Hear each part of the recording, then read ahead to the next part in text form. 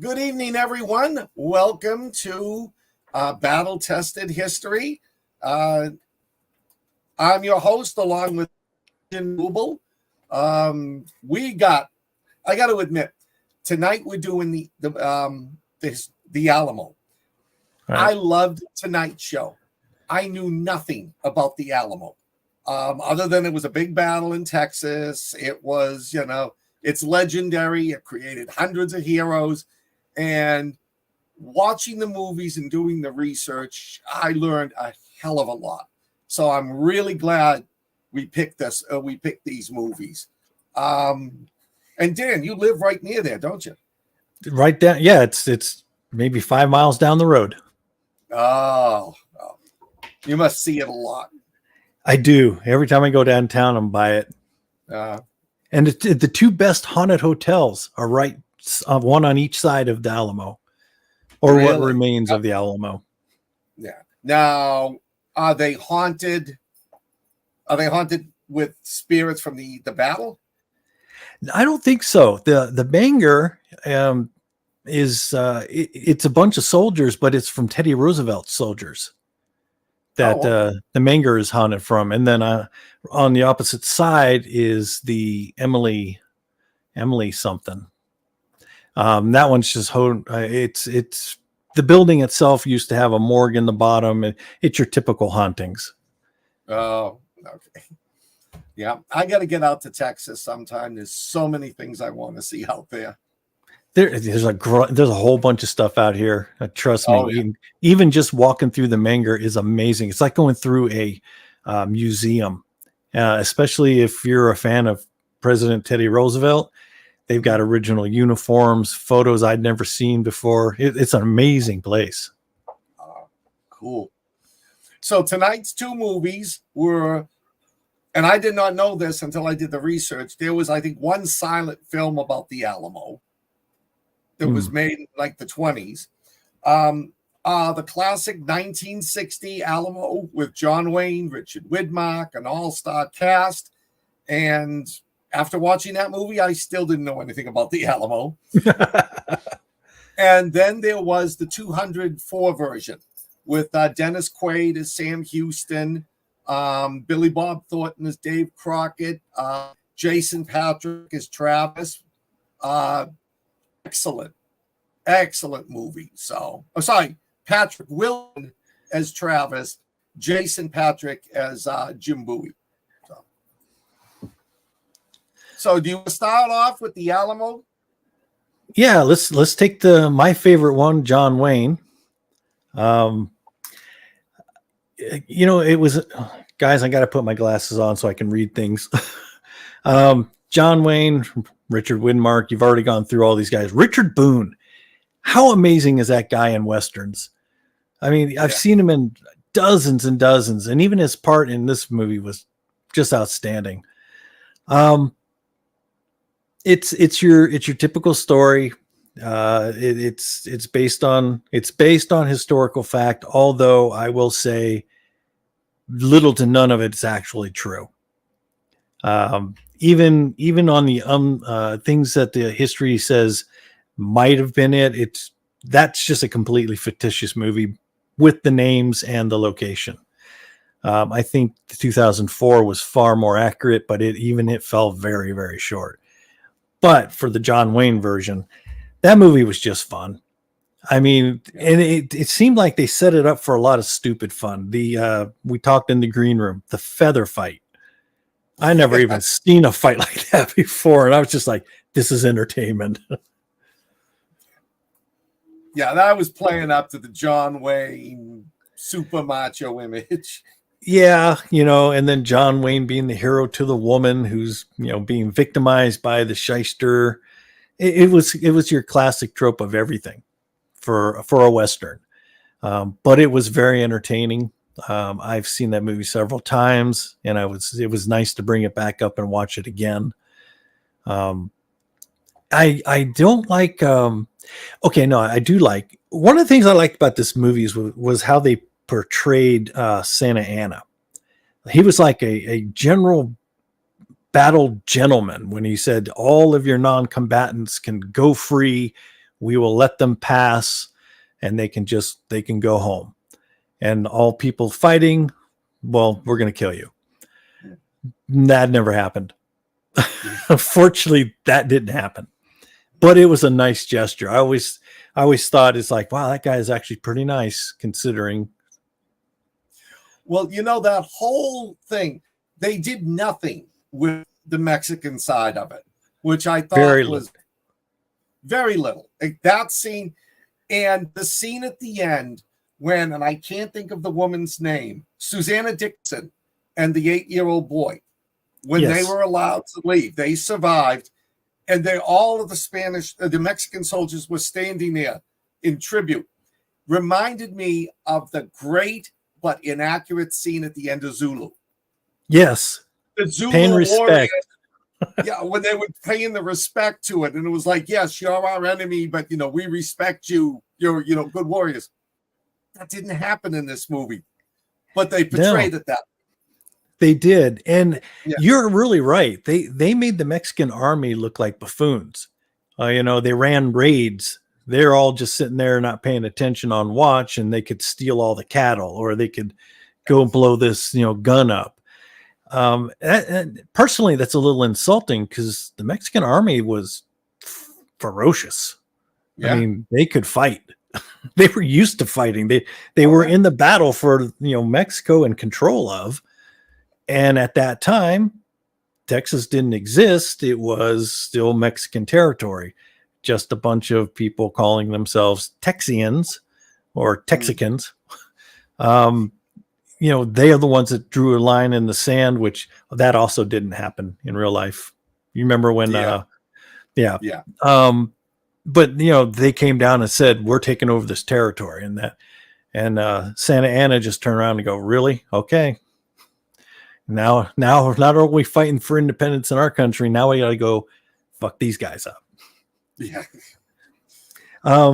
Oddly enough, the Battle of the Alamo should have never happened. It was determined that because of the location that it would be impossible to even do a battle, and there was absolutely no need for it because all the real fighting was happening off to, I think, the east. So it's kind of weird that the Alamo ever really happened. I mean, it did happen.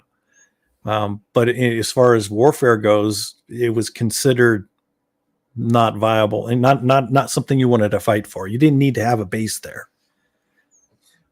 Well, now correct me if I'm wrong, but everything I read, it was a missionary, and it was barely set up to defend itself from Native American attack. It had nothing to defend itself against an army with artillery pieces. Yeah, I've seen some pictures, old pictures of the full mission, and in this first movie, they had a few more walls up than the original did, but it didn't have much for walls. I mean, if you're defending it, you're just stacking stuff up in a circle. It's not much of a defense. In the battles, I mean, one thing that got me was when I watched the original Alamo, then started to do the research. They never went and blew up an 18-pounder gun. No. They never went and raided all the cattle to feed everybody. I've never read anything about that. Yeah. I mean, it's plausible, but everything they did, the Americans, the Texians did in that movie was dramatized. It almost reminded me of the Green Beret. That's a good movie, though, but it's the same thing. It's a great movie. Yeah. I know that's why when we get to it, I think that the 2004 version was so much better. But the things that got me was like John Wayne is Davy Crockett, one kind of old, and he wore the coonskin cap and the I don't remember what they call it, the type of leather, the type of animal jacket he wore. Mm-hmm. He wore that through the thing. And Richard Widmark. I loved Richard Widmark, but he didn't make it to the real character of Bowie sorry, almost, he probably didn't make it into the battle. He came down with some, I think it was like tuberculosis or something. He spent most of the battle in bed sick. In bed, yeah. And I think that's where he was killed. You know, Yeah. he never really fought because he was too sick. No, and in the movie, he doesn't either. You know, he just lays in bed and he only fights when they come after him. Right. But he does hobble around and yell orders and then disappears again. Yeah. And the 2004 version does that better.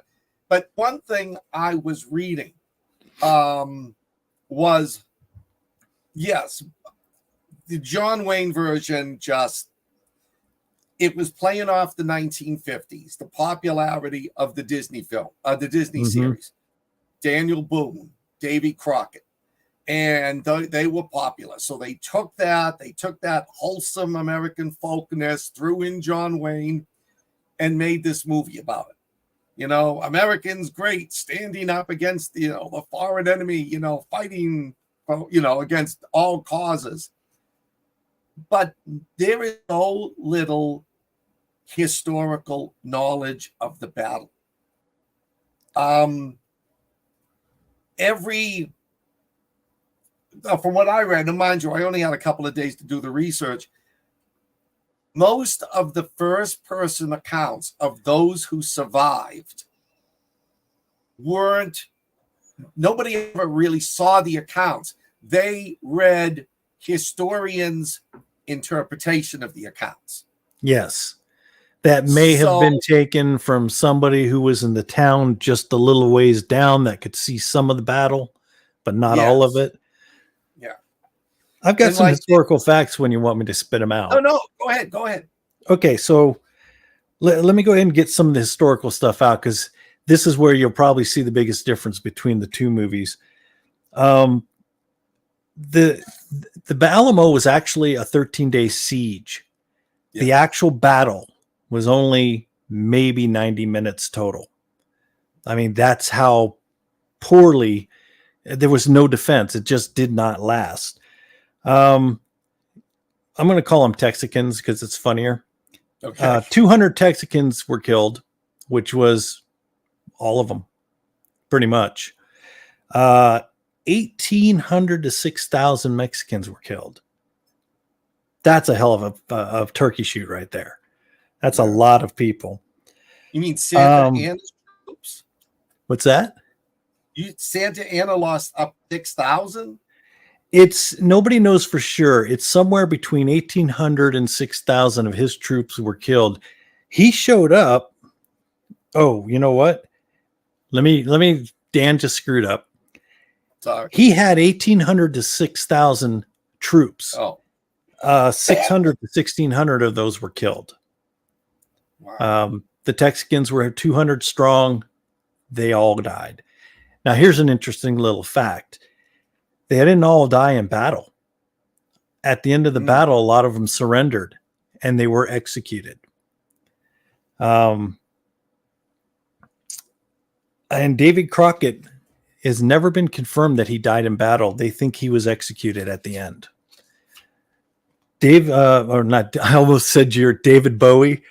Jim Bowie was killed in his bed. Yeah. I don't remember if it was his wife, but the lady, the kid, and the manslave, the freed slave, they were not killed. Yeah. Now the thing is, go back to the scene where Santa Anna allowed all the women and children, everybody who's a non-combatant, to leave. They were allowed to leave, but they were all taken and they all were put into slavery at the house of, let me find which note, the McQuiz family, I think it's pronounced. But all those women and children basically were taken to this person's house and they lived out many, many years as slaves. So they were not just set free and let go home. And this includes the lady at the end with the little child, the one that rode by. That was all they were also taken. I did not know that. Yeah, I mean, this is the kind of stuff I was digging all this stuff up since I moved to Texas, and I was just like, wow, this is nothing like I've ever been taught. Colonel Travis, as we see in the John Wayne version, gets shot in the chest and dies. Yeah. False. He got shot in the forehead and died. Yeah. And he was one of the first to die. Yes. But then again, I think they overportrayed his assholism, but he was a career military guy, and he was, very staunch, very strict with how he did things. Out of the entire Alamo, the only buildings that survived were the church and the long barracks, and that's what people come to see today. If you ever want to piss off a San Antonio downtown, you make the comment, I always thought this would have been bigger. It was bigger. 2 centuries have wiped out everything, not to mention that a large portion of the city around that's built on the remains of the original Alamo. But what people are going to see is the church and the long barracks. Those are the only 2 buildings that survived. Now, are they left the way they were after the battle? They didn't reconstruct them. They have been reconstructed, so it's safe to go in and look at things. They have a lot of great old photographs there. The Alamo is actually fun to go to. I just think people have a different mindset of what it is. And when you get there, literally, even myself, I'm like, wow, I thought this would have been bigger. Well, the people that live here, it's all like, you're a dick. It was bigger. Now, as Pee Wee asked, does it have a basement? I can't tell you. Oh, okay. Okay, so here's one that this movie, the John Wayne version, they had the kid that wanted to fight. He was brave, but he was a kid. And so John Wayne and the actor who played Bowie concocted a thing where we need you to run this message to General Houston. And you're the only one who can do it because you can ride fast. So the kid felt good about himself, and he was the one that ran the message and then bravely just got back on his horse to go back to the Alamo only to see it fall. False. The guy that took the very last message out was 30-year-old Captain Albert Martin from Rhode Island. He was the one that took the final message out to let them know that Anna had arrived. And I don't have anything saying that he ever went back. I think he stayed with the other troops. Let me see if there's anything else that y'all really have to have here. And another thing that was very inaccurate, the battle in the 60s movie took place in the afternoon. I don't even know. I think, wasn't it like in the morning that they fought? 5:30 in the morning. Yeah. Before the sun came up, when there was sort of this like dusty fog that covered Santa Anna's movements. I ran across a good question when I was digging around, and that was, what did they do with all the bodies of the Texians? So the answer was they were cremated. All of them except one. A guy by the name of Gregorio Espinoza. Turns out his brother was on the Mexican side, and he got permission from Santa Anna to give him a Christian burial. All the rest of them were cremated right there on the site. Now, on the Mexican side, they just left all the bodies where they laid. Nobody ever bothered to clean that up. That's pretty shitty. Well, that seems really, that's unusual that you bury your enemy, but not your own troops. Right. But I think the reason it kind of stuck out to me is because it just shows that, I wouldn't even say it was a courtesy. One army said, well, the final fuck you is I'm going to burn all the corpses of the people we killed. But I don't know why they just left all their own men just lying there. I couldn't find anything that said, hey, he had to leave right away because of this other battle. But we're talking about, horse travel. Yeah. What's gonna take another day to bury your dead or burn your dead? So there's a question mark about that. The actual battle was a total of 3 attacks. First 2 got repelled. Final one, they took them out. And that's what we see in the end of the first Alamo. They're climbing up over the wall, climbing up over anything that they've stacked up against the elements to try to keep people out. So, and I think that's it. I mean, I got some others, but we can throw that in later because I feel like I'm doing all the talking. Oh, no, you. This is your baby. You live down there. Sam Houston was not at the Alamo. Sam Houston was farther north, trying to get a huge army together to save it. He sent Travis down, I think Colonel Travis down to set it all up. And he was supposed to be the second in command. And the guy who was running the Alamo said, yep, nope, I'm out of here. You're in charge. And then we'll get to it more in the second movie. Him and Crockett just banged heads together. No, sorry, not Crockett. Him and Bowie. Yeah. Now that one was correct in both movies. They did bicker all the time. 2 different mindsets. So now I'm going to ask you a question. For anybody interested, there is a documentary on Tubi, The Alamo, a true story of coverage from 2004. They made it just before the 2004 movie came out. They said that every movie misrepresents the Alamo. Was the Alamo in the 60 version compared to what's actually there? I'd like to cite a couple things myself. There was an article in Time Magazine, came out June 9th, 2021, about the Alamo. That one's got a lot of really good information. A book that I have not read yet, but it's on my now to buy list, is called Forget the Alamo, The Rise and Fall of an American Myth. And this one is supposed to be far more accurate than anything else. There's a lot of speculation about what even started all this. Some people say it was because we wanted to take over that area, not make it American. Texas to this day is still a republic. Anytime the United States pisses them off, they can go ahead and break ties, and we're our own country down here.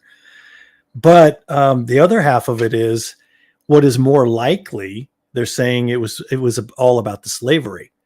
Mexicans didn't like it. They were going to come clean it up in that area. And because we were taking it over and it's down south, they wanted to continue with the slavery. Which one it is, or if it's something different, don't know. There's no real accounting for it. There's not enough left in historical records to determine what the fight was really all about. From what I found. Anybody else who knows, jump in. Let's find out. Yeah. All right. So let's jump into the 2004 version, which I didn't want to watch it when it first came out because I was like, Billy Bob Thornton. I so regret that. This movie, we'll talk about the historical accuracy. It is a phenomenal movie. I mean, Dennis Quaid, Billy Bob Thornton, Jason Patrick Wilson, they are phenomenal in this. This was fantastic. And this follows the same type of story, except it tends to be, they try to be more accurate. They try to be more accurate in the description. They don't have the, let's take out the 18-pounder gun that Santa Anna didn't even have. They don't, sneak in and, steal all the cattle. The only thing that the Texans actually did were there a set of buildings between them and Santa Anna that had troops in it. They were straw buildings. So a small raiding party went out, set it on fire to clear them away, and so that have a free line of fire, which is well represented in the movie. I'm for some reason all I'm getting is Facebook user. I don't know who's I'm talking. getting it too. Yeah. That movie was much more accurate. The ending, Patrick Wilson was killed at the beginning. Travis, he was shot in the head while he was shooting down to shoot the Mexicans against the wall. The attack took place at night. It was quick. It was brutal. And yeah, there were about 6 or 7, including Davy Crockett, that got caught inside the Alamo. And now there's various versions of what happened. Some people said they were attacked, the 7 of them. And when they ran out of ammunition, they fought with the rifles and were cut down there. Susanna Dickinson, the young lady and the 8-year-old who was allowed to leave, said she saw Crockett's cat. We're going to do this one all night. I know. It just pops in your head. She saw Davy Crockett's cat, and she saw what somebody said he'd been shot in the leg, and she saw a body with a crooked leg. Hi, Mike. Let's see. Now, there's a report from a guy named Pete. He was one of the guys, one of the soldiers. His first account says they were executed. They were killed right there. And that diary seems to be okay. It's written in his handwriting. It's same paper. Everything is accurate. There's another diary by Peanut, which is not written in his own handwriting. And this guy says, and he gives the story that you see in the movie, that they were captured, they were brought to Santa Anna, and Santa Anna, they said to them, these guys fought honorably, they've surrendered, let them go. And Santa Anna said, no, we're going to execute them. So they were executed. One of the best scenes in the movie, I love it. It's all fiction, but you got to play up David Crockett, was when he's the only one that survives, and he's on their knees, and Santa Anna says, I will, if you plead for your life, I'll let you go. And David Crockett tells the general, he says, tell your general that I will discuss terms of surrender. If you're all willing to lay down your arms, I'll take you in, but I can't guarantee when he gets here, he'll live you up. Which reminded me of that great scene, The Bridge Too Far. Yes. Yeah, on the bridge. And so then they execute him.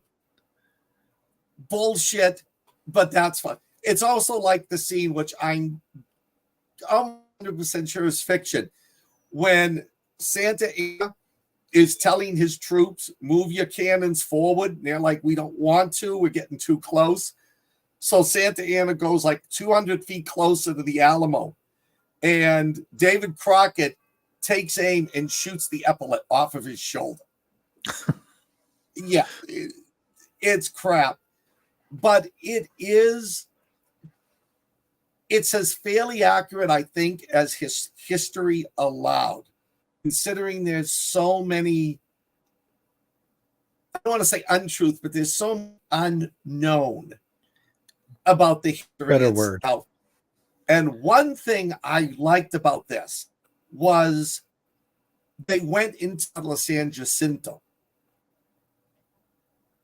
Then they talked about Sam Houston kept on retreating. I don't know anything if this is true, what Sam Houston's thinking.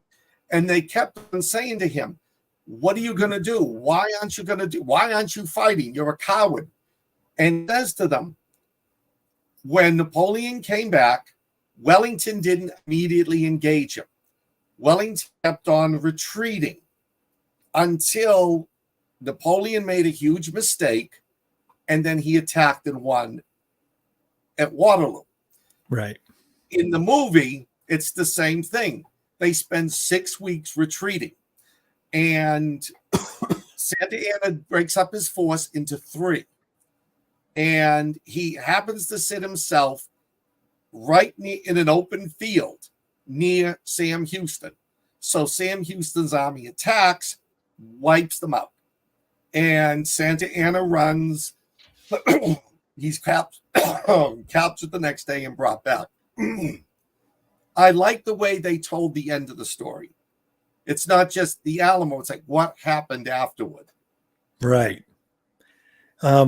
This show, Texas Rising, they focused on that too. And that's they took a lot of time saying how Houston was getting a lot of guff and being called a coward. They were questioning his ability to lead because to everybody else, he wasn't doing anything, but he was, in fact, he had a plan going, and they did wind up defeating Santa Anna. And in that particular series, they did the scenario where Santa Anna hid and tried to pretend that he was just one of the foot soldiers. And then they find out very shortly later that it's Santa Anna. Put your uniform back on, come have tea. Let's discuss your defeat. Now, there was one thing about the movie. Sam Houston says, I will let you go if you give me Texas. And Santa Anna agrees to it. I don't know if that's true. I mean, one thing I really want to look up is I didn't have a chance is Santa Anna is portrayed. And if anybody knows this, please let us know. He's portrayed as a good general, but arrogant and narcissistic. And throughout the movie, one of his second in commands is telling him, you should wait till the artillery shows up. That way we don't even have to lose a man. And Santa Anna is like, no, we have to shed blood to make this victory, to make this a respectable victory. We have to lose some of our own men so they'll understand, what we did was great.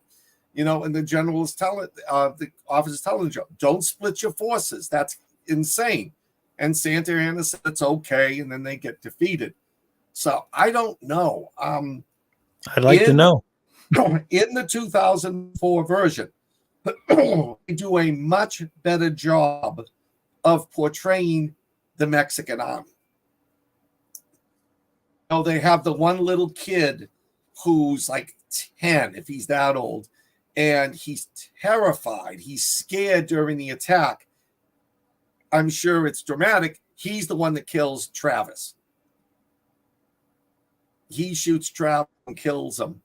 But it was and there's a great scene in the movie, and people say it is probably accurate, knowing Dave Crockett.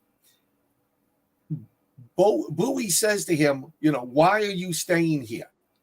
And Crockett says, if it was just me, little old Davy from Tennessee, I might slip over that wall one night. But that Davy Crockett fella, all watching him, people expect things. And because of the reputation he had built up in cost, he stayed knowing he was going to die because he wanted to be that driving force for the revolution. Right. Well, it makes sense. I mean, that's where the whole slogan, Remember the Alamo, it was all about boistering courage and, if they could do it, we can do it type of thing. Yeah. I don't know. Davy Crockett was a unique individual. I did research as a teenager about him. I don't really remember much. Do you happen to know if there's any truth from the first movie where Davy Crockett was actually a political figure in his state? Oh, yeah. He was a senator. It was? Okay. He was a senator. and he was defeated. I don't know what his politics were. I don't know why he was defeated. But he built himself up a reputation, which I think was overblown. I think people were just like making things up about him. And there's a scene at the beginning of the movie that's a year before he lost his re-election bid. Sam Houston's telling him, come on out. There's 4 cents an acre. You can buy up all this land, you can make tons of money. And before he leaves, he goes to a play about him. And the actor in the play is dressed up in the coonskin cap and the jacket. And later, Bowie asks him, did you really wear that in class? And he said, no. He says, I never wore that. He says, but the actor portraying me did. So I have to now pretend I wore it. In both movies, I always questioned the stuff that they wore. I mean, you're in Texas. It's fucking hot down here. And, you're out there in the deserty area and you're wearing all this big, heavy leather or fur. I can't imagine it. And in March, it doesn't get cold? It cools down. Okay, but not enough to wear a big leather jacket. No, it goes through cycles here. We'll have a spring where it's still kind of cold. Well, every once in a while we'll get it cold enough to where it'll drop a little bit of snow, but it goes in these cycles. One year's colder than the other, and then all of a sudden it's hot the whole 12 months. It's a little weird. Now, humidity. Oh yeah, it's bad. Yeah. No. That makes it even more unbearable. See, I can put up with Arizona and New Mexico because it's heat. It's dry. You don't get humidity. Yes, and Fred's running around and back. We love Fred. Fred's sitting there on the sofa with this big long face because I'm not giving him 100% attention. So yeah, I mean, I thought the 2000 movie was the 1960 version was a fun movie. It was a John Wayne movie. It was an action movie. It was Vietnam set on the Mexican-Texican border. I thought I know that. I lived in Florida. I think the 2004 version was more accurate. I think the characters were more accurately portrayed. And I think the whole tone of the movie, even the historically inaccurate scenes, were much better suited to the time period and what happened than the 1960 version. I think it's a difference between a fun movie and something that's a little more serious. Yeah. Same subject matter. Yeah. Now, apparently there's a mini series, The Alamo, 13 Days of Siege or something like that. But I didn't have the time to watch that one. I might look that one up. Yeah. Texas Rising was my favorite miniseries for that's the new one subject. You mentioned, right? Yeah. It's another all-star cast. Bill Paxton plays Houston. Oh. It was really good. I think it's 6 or 8. Should be on Netflix, I think. If not, it'd be on Prime. One or the other, it'd be there. Okay. Anything else you wanted to add about the Alamo movies? Nothing comes to mind. I don't have a fresh memory of the 2004. I've seen it, but I didn't get to see it recently for the show. So I just kind of drew on other things to get all my facts put together. I don't have anything else. I think I went through all my notes too. That's a first. I think now, hang on a second. I think that might be accurate. Let me check something on my notes, because one of the things I read, here it is. One of the things I read that Davy Crockett did play a song. So I'm assuming he did it on the violin, but he played Listen to the Mockingbird, which was a song that was not written until well after the Alamo. So. Hello, Got everyone. a lot of people jumping in. I would love to, I wished I'd had more time. I would love to have done more research on particularly Crockett, Travis, and Bowie.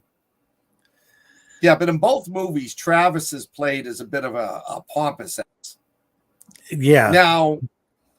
Now, in the second one, he's a commanding officer. And there's a great scene, which apparently is, I think, true, when he's trying to give orders to the volunteers. And there's a vote taken. And Bowie just rubs it in his face. You know, who wants Travis to be in charge? And like 3 people raise their hand.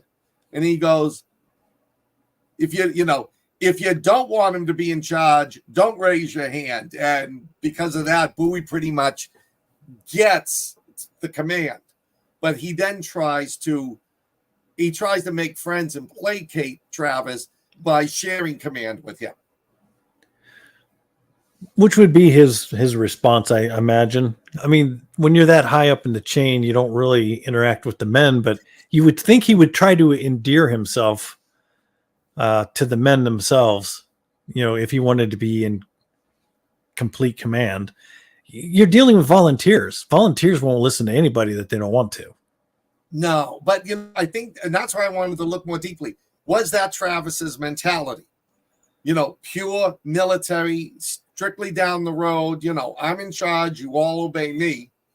And they did during the movie get to like each other, get to know each other better, get to trust each other, which I'm assuming that's probably accurate. And it's a little off subject, but do you know the story of the Bowie knife? I never really looked it up, but it's an amazing knife. Yeah, no, I don't know it. I'd like to have one, but yeah, I would like one too. Yes, I'm sorry. I should never have said Davy Crockett played the violin. He's a Southerner. He played the fiddle. He probably stole it from a devil. Or maybe the devil took it from him after he died. He's like, that's mine. I'm going to date with Charlie. What's his name? But it is a good movie. Both of them are. It's just when you're watching The Alamo, you're watching an action flick. You're watching a John Wayne movie. And there's nothing wrong with that. No, there isn't. There isn't. It was a fun movie. It was a great film. But like you said at the end, they're all standing there, and they're watching her leave. And then the minute she leaves, they throw her into they make her a slave and throw her into somebody's house, which wasn't in either movie, by the way. No, I don't think that would send the right message. I don't know. I like depressing movies, so I'd actually would have liked to see a movie actually show that. It's like, damn, you let them go just so they could be slave labor. But it's kind of ironic because the Texans were fighting for slavery, and the people who survived. There's a conundrum right there. It's like, why would you put somebody in slavery if you're fighting against it? Who knows? Crazy. Those 1800 folks, they were crazy. Yeah. And then that was it. I'm assuming after the battle, after San Jacinto, there was no more problems with between Mexico and, I shouldn't say no more, but that the major fighting between Mexico and Texas ended. Am I correct? Yeah. I mean, the final battles when they when they overtook Santa Ana, that sealed the deal. Texas was its own republic at that point, as far as I know. Not native Texans, so anybody that is and says I'm wrong, I will agree. But this is what I found through my research. Well, they even touch on that in the 2004 movie. You know, they're like, Sam, are you going to go to Alamo with us? And he's like, nope. He says, we're going to found the republic first. Then we'll defend ourselves. So, which at the moment, when you listen to it in the movie, it's like, what an asshole. But then when you hear how the way he's thinking, you know, and again, there's somebody else now I got to look up and start finding more information about Sam Houston. You know what I like about both movies is, you know, this geographical area, all these places that they're talking about during the movie, Seguin, you know, San Antonio, La Victoria, all these places, you know, they're all still here. And when you're watching the movie, they seem like they're so far away, because when you're riding a horse, they are so far away. I can jump in my car and be in Seguin in 15 minutes. It's right down the road, you know? So to me, I find it fascinating that I'm living, you know, right here in the San Antonio area, and I got all this history all around me. And I've been to most of these places I've been to several times, either for work or I was there for work, and it's a nice little community, and I just went and decided to spend a weekend there. Seguin. Yeah. I know you're into paranormal. That's got the Magnolia Hotel. It's in Seguin. Is that multi-level hotel?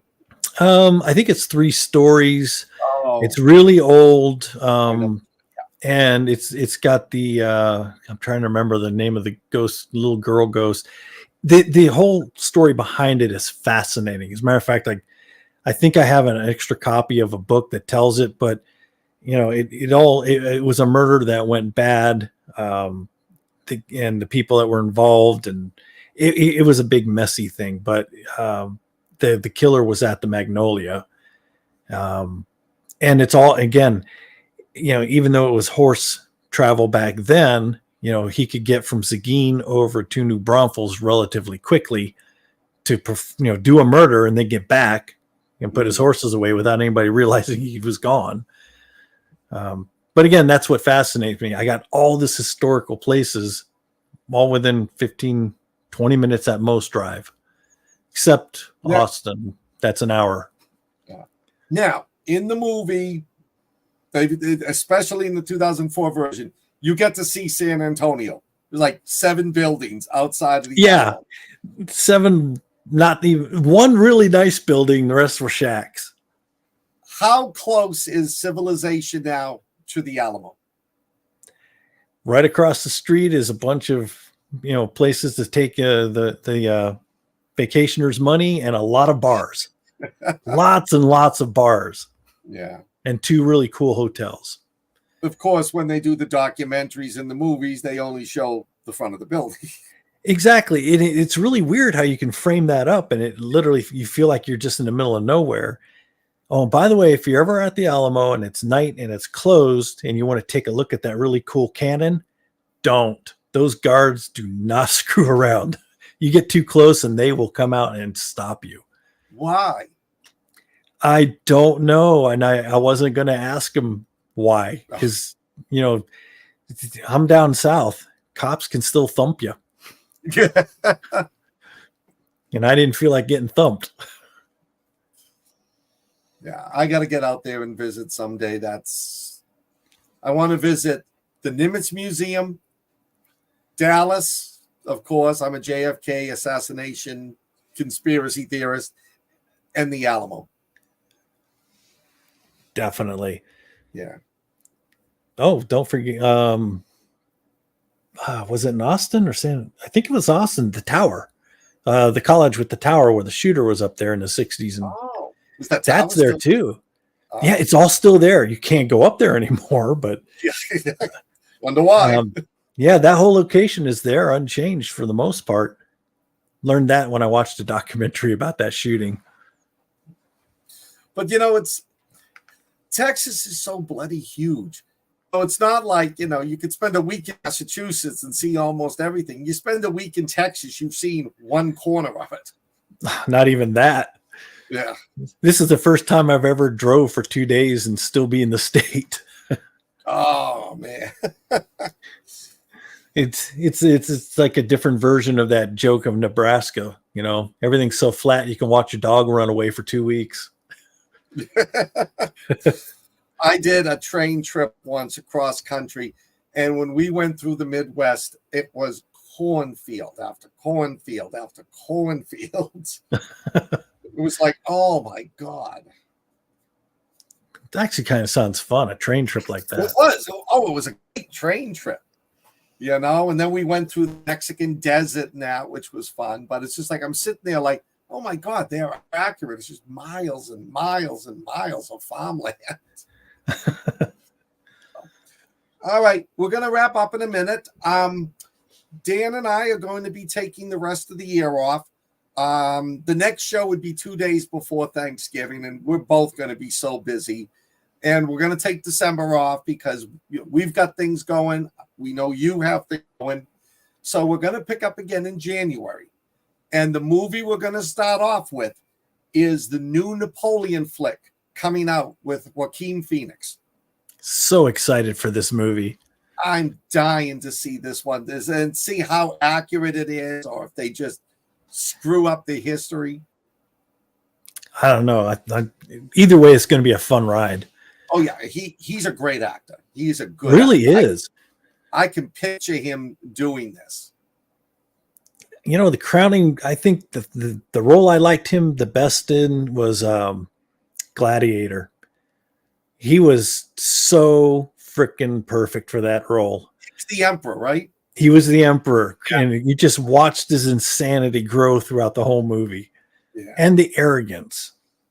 Yeah. No, he's a very, very good actor, and I think he's good. And I've seen some of the previews. He makes an excellent Napoleon. Yeah.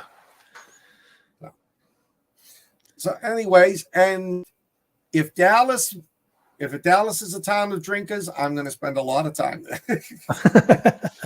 And you guys drink the good stuff. You drink whiskey. Yeah. Well, I don't drink anymore, but whiskey is good. I don't drink any less. Yeah, there's an article I downloaded. Apparently, and I don't know the accuracy, but apparently Napoleon was a sexual nut. He really loved it. Oh yeah, I got to read it and see what it was. I never heard that. And then apparently his certain parts of his body were cut off after his death and have been like passed around from collector to collector. I've got Napoleon's junk. Yeah. Well, I heard it's more like, I got Napoleon's junk. Boy. All right. Well, anyways, we're going to call it quits tonight. Yes. Thank you. I wish everybody a happy Thanksgiving. I hope you're able to spend it with family or friends. Enjoy. I hope you're all healthy and well. Merry Christmas. Kwanzaa. Happy New Year. Yes, whichever you celebrate. Happy New Year. Let's hope 2024 is not the season finale of what's been going on the past 3 years. That's the burning train coming. Yeah, that's what I'm afraid of. All right. So, ladies and gentlemen, take it easy, and we'll see you in 24. Ciao. Bye.